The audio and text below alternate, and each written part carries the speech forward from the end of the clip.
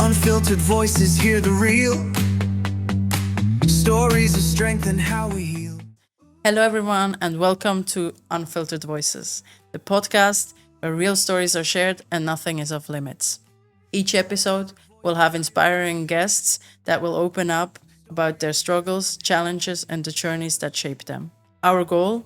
To remind you that no matter what you're going through, you're not alone. Today, we're kicking things off with something a little different. I'm going to talk about my own story, struggles I faced, and the lessons I've learned on the way. So let's dive in, be real, and start this journey together.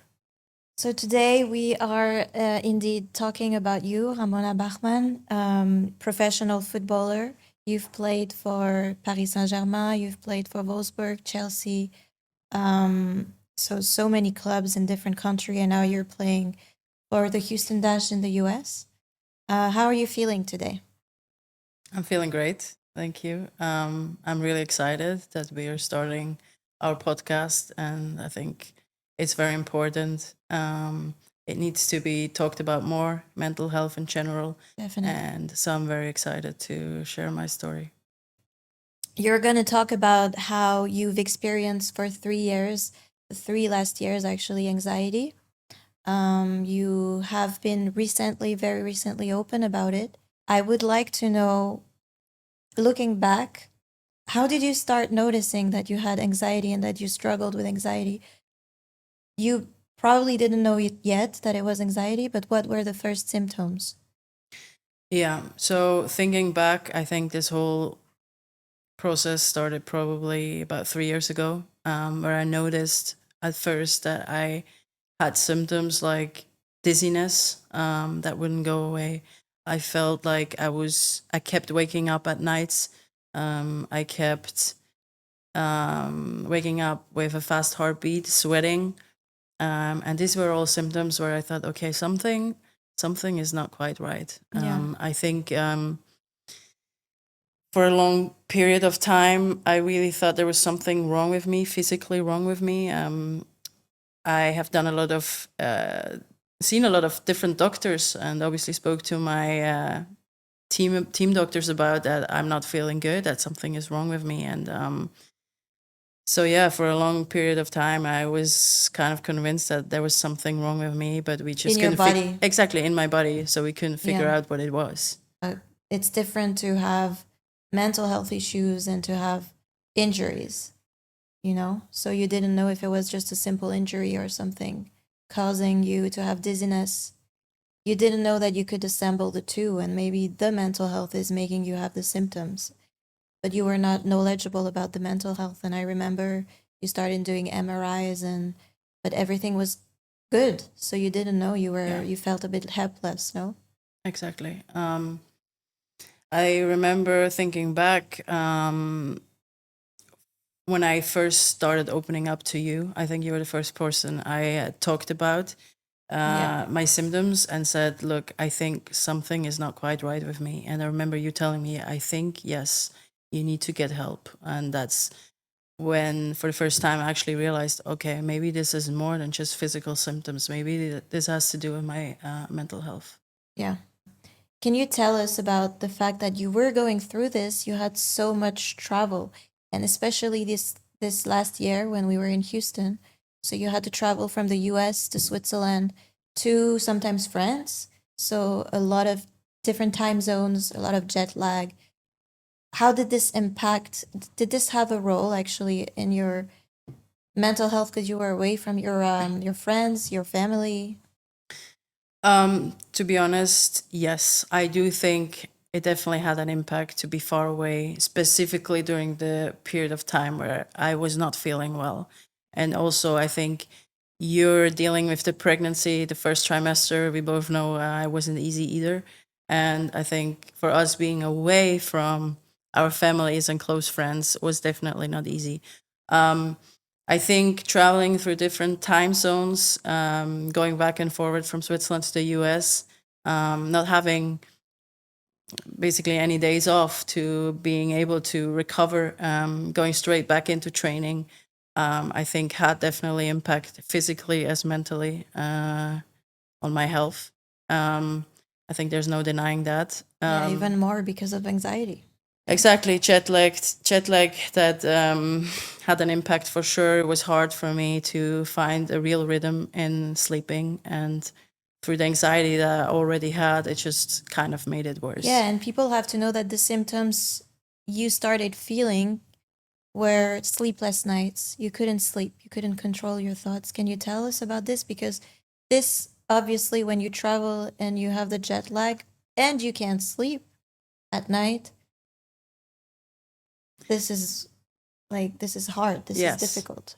Yes. So I think the first period when we came to Houston, actually, I could feel that I was very nervy, that I was very restless, that I was constantly on edge, Yeah. kind of. I remember you telling me, yeah, you're talking different to me, and I felt so bad about it because I could feel that I was different. I was very stressed inside of me, and it had nothing to do with you. It was just me feeling something was not right at all, but just couldn't figure it out.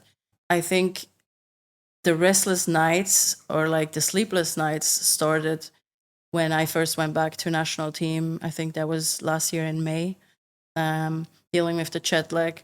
I think remembering it back, I was laying awake for I think about 5 nights in a row, Yeah. basically not getting any sleep, and started feeling my heart racing during the nights because I started getting stressed about it. I was like, okay, what if I'll never sleep again? What I need to train tomorrow, or I want to train tomorrow. I have to play a game in like 2 days, and I want to perform in it.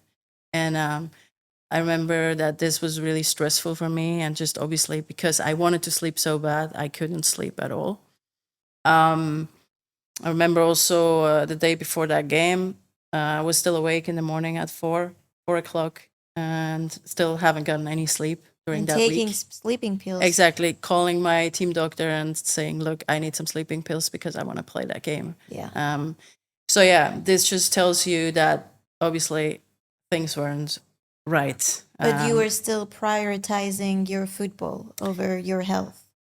Exactly. Still at this point, I was like, okay, I was always trying to blame it on different things. There, I was like, okay, this is just a jet lag. It's gonna be like this. This is normal. I Yeah, always you have tried. to adapt. I just have to adapt. At one point, my body will adapt to the situation. So I always tried to find excuses, and I think a little bit like a denial. You didn't. exactly, thinking back, maybe I wasn't educated enough, but also a bit ignorant about not listening to the symptoms of my body. My body was actually trying to tell me something for a very, very long time, Yeah. and I was ignoring it and making up excuses. Yeah. So you continued playing football, but what was the tipping point, the time where you decided, okay, I need to seek help? I do remember I had a longer break last summer, where I was again using an excuse, telling you and all my surroundings, I just need a break. I just need holidays. My body needs to rest. But you didn't And know. You thought it was really this that you needed. exactly, I just need a break, a bit of a longer break, which is like maybe 2 weeks where my body can rest because I haven't had a longer break in a while. And then I'm going to be totally fine again.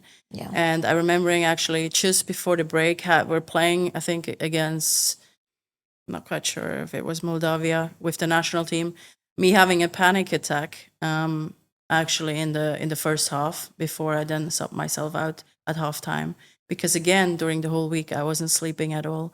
And during the game, I actually was having a panic attack. And my heart was racing really fast.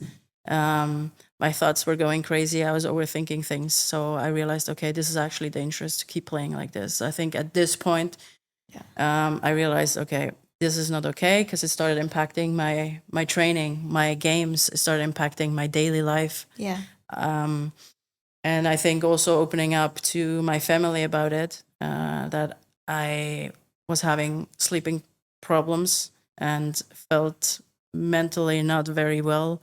I remember my mom telling me, look, I think maybe you should go to a clinic and see someone.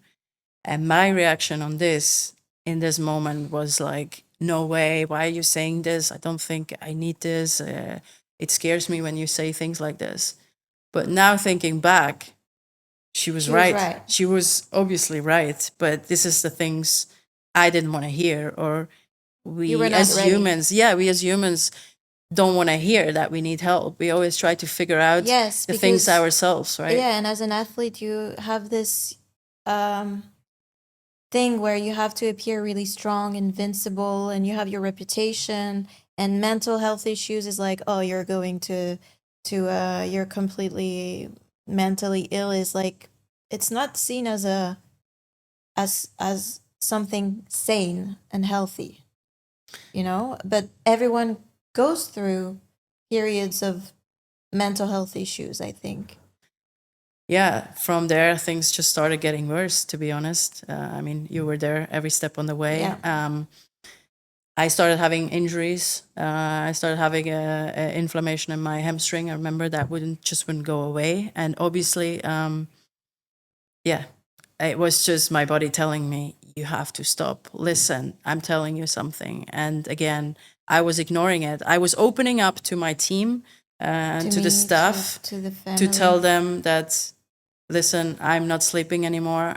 I have a problem. So I think we need to adapt the training a little bit. But I was not fully honest, with me actually taking a step away and Yeah. taking time to actually face the mental health problem I was Yeah. dealing with.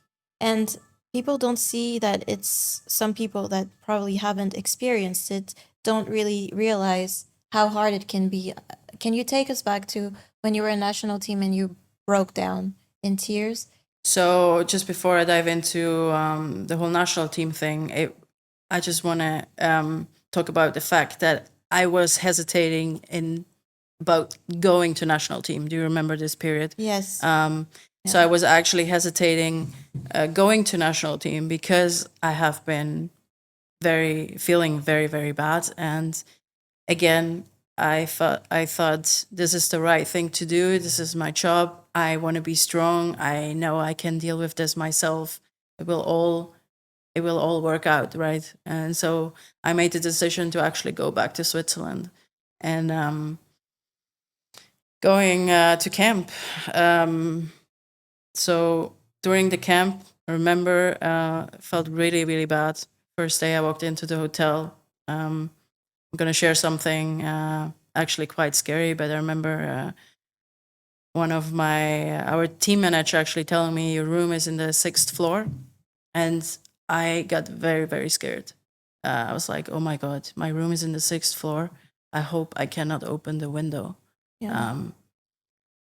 And on the way up to the room, I was realizing, oh my God, I'm scared of being in my room by myself. I'm scared of opening the window, not because I wanted to jump outside, but because I was scared of losing control, right? Yeah. Because and getting to that point. getting to that point, exactly, because I was feeling, it was like an out of body experience. I was feeling like my thoughts were going crazy. I had lost control over my thoughts. Yeah. And everything was scary to me. Like, even if someone would talk about, let's go have dinner tonight, like, even this would scare me, because I was like, oh yeah, I would like to have dinner, but what if I'm feeling like this? What if there was always what if, right? And this would just make me feel, maybe I can explain the feeling, like someone would scare you about 15 times a minute, like where you're like getting scared. Yeah.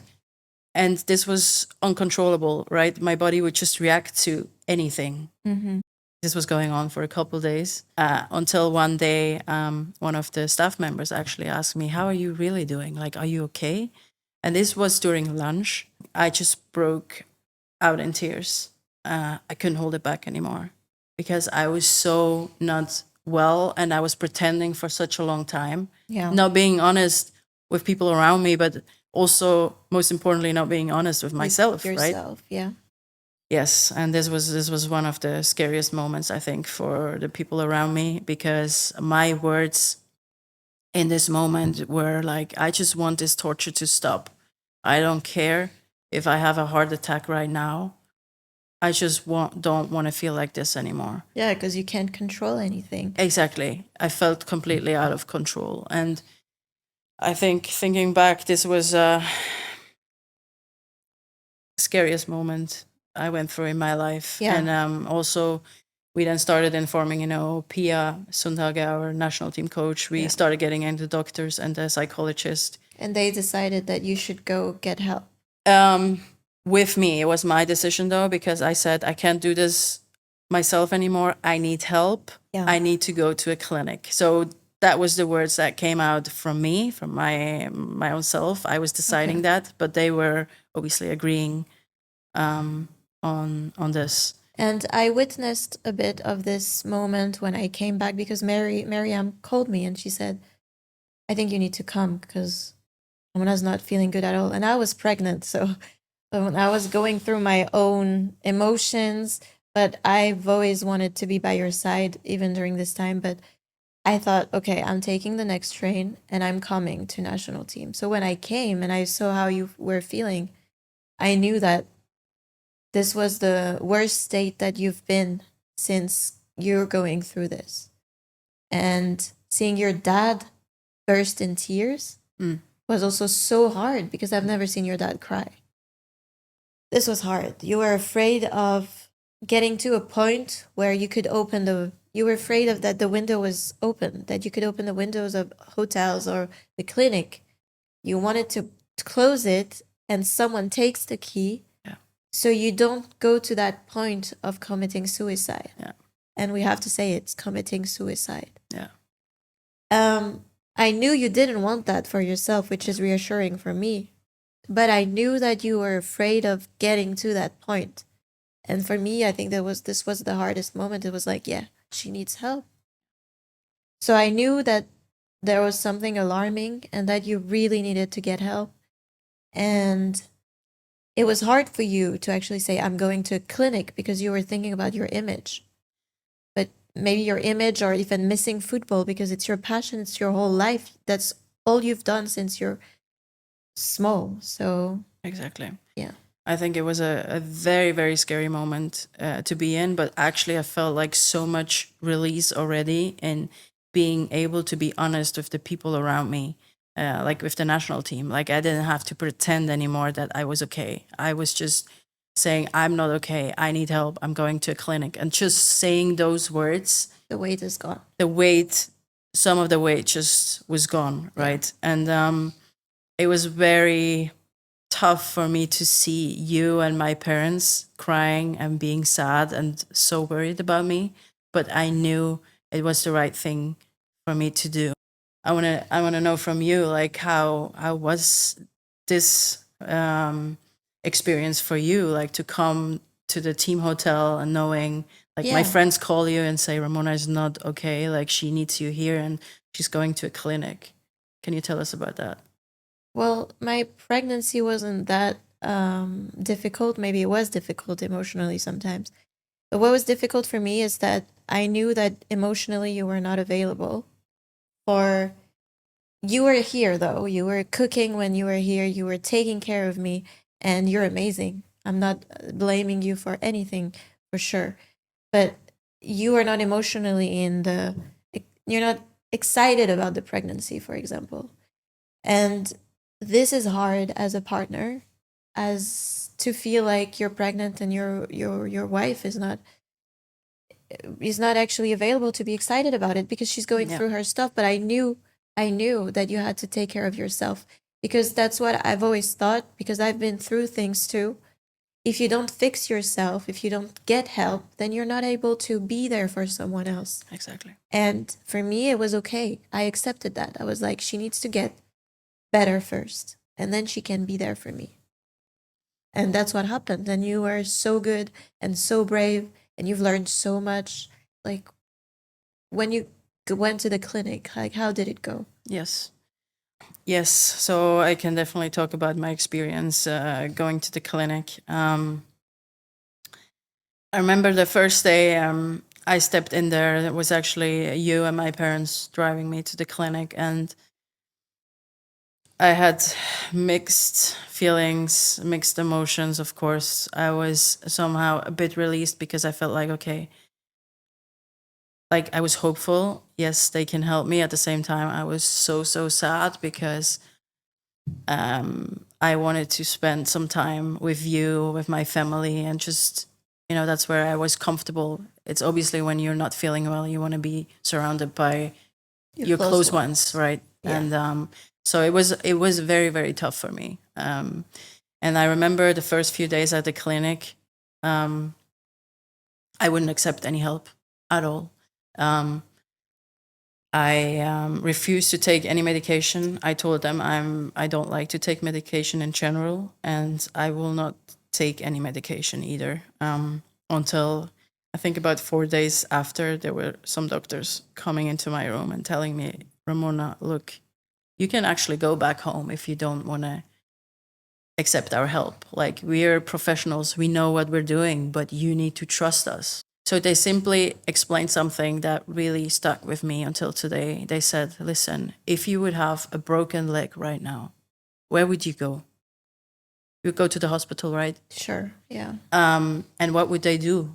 They would give you painkillers. They would give you medication so Until you can it stand. gets better. Exactly. Until it feels better, Yeah. you would get medication. And so this is actually exactly the same thing, just that you can't physically see it. But this, what you are experiencing, your mental health illness, is actually painful. Like, it's pain that you can't see. I think for 4 days my pulse was so high. My tension was really, really high. I remember I couldn't even watch a movie. I couldn't watch TV because I wouldn't remember what I was watching.